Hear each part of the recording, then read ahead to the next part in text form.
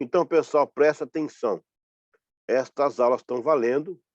Eu estou lendo o texto corrido e dando uma pequena explicação.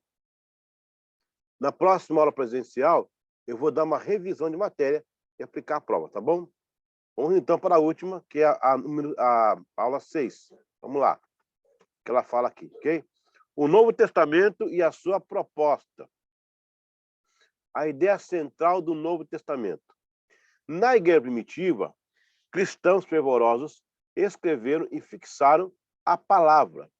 O resultado foi um conjunto de cartas e livros, chamados de autógrafos originais. Estas cartas e esses livros foram copiados em grego koiné e recopiados através dos séculos e distribuídos por todo o mundo. O Novo Testamento é a base da herança cristã. A ideia cristã é trazer para o plano da fé o relacionamento entre Deus e Israel e o homem, na pessoa de Jesus Cristo de Nazaré. Nas páginas do NT, Jesus é elencado como o Messias prometido, o Salvador do mundo e o Filho de Deus. Jesus se revela a 12 homens, depois 11 deles. Posteriormente, com Paulo, revela Cristo à Ásia Menor e assim, através da história e dos séculos, sob o trabalho de milhares de obreiros e obreiras.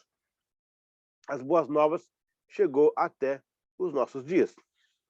Subdividido entre evangelhos, cartas, epístolas, evangelhos, cartas, epístolas, o NT elabora a base da crença cristã, sob muitos princípios hebreus judaicos.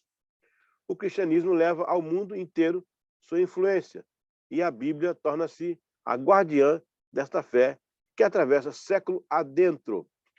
Então, a base da igreja primitiva foi o Antigo Testamento. Com os acontecimentos da igreja, foram registradas cartas, o histórico dos evangelhos, o histórico de Atos, as epístolas, e assim concebeu-se o Novo Testamento. Mas ele é baseado, inclusive no tempo de Jesus, era muito citado, né? A Septuaginta era muito citado, porque ela era a escritura sagrada que era do Antigo Testamento. Então, o Novo Testamento é uma continuação para nós cristãos da Antiga Aliança. Livros e visão do Novo Testamento.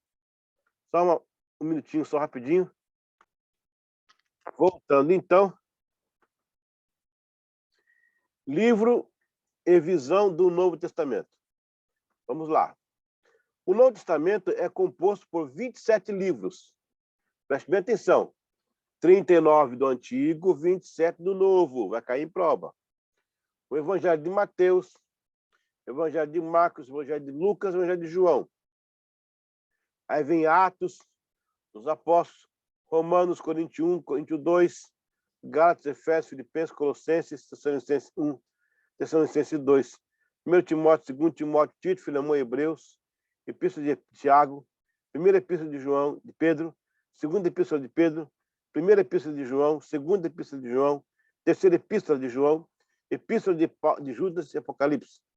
Há 3 livros nos Evangelhos, Mateus, Marcos e Lucas, que são conhecidos como Evangelhos sinóticos. Por quê?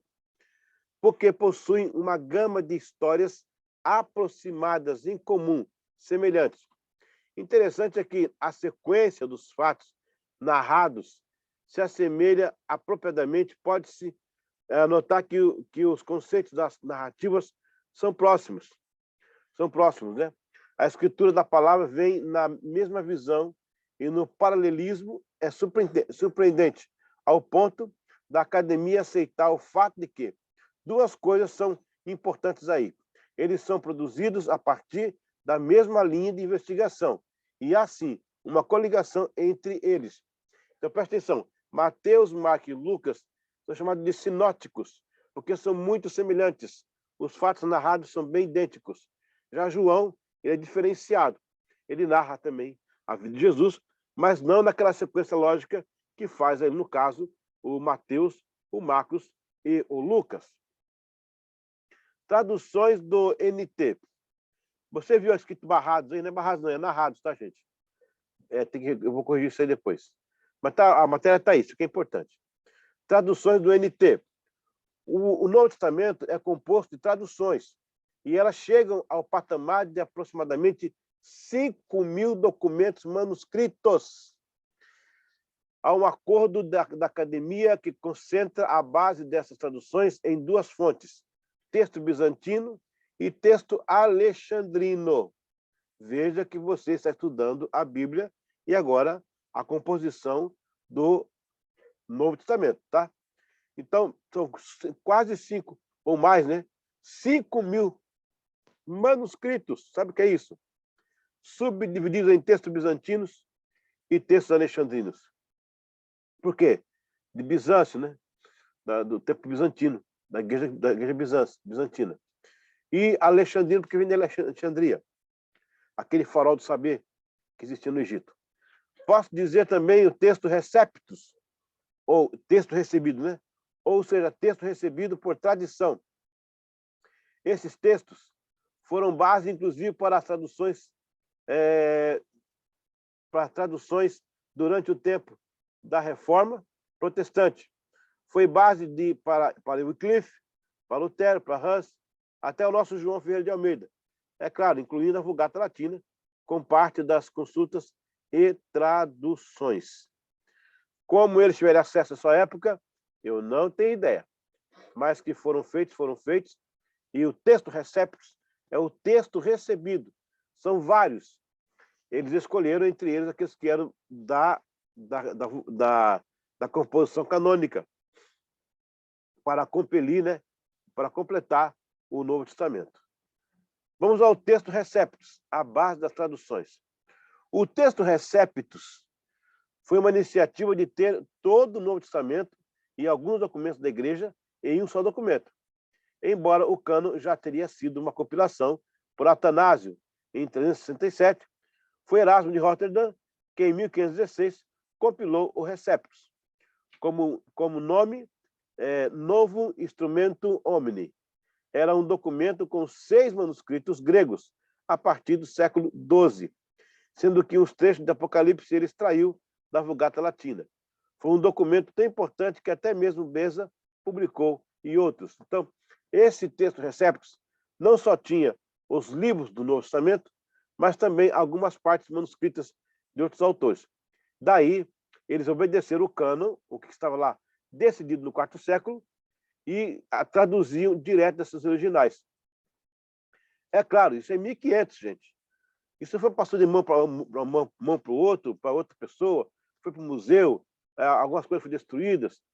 De certo que muita coisa aí foi perdida ou copiada, e ainda há muito ainda desse material à disposição. Quem tem aquela ânsia de procurar, de ter em mãos, né?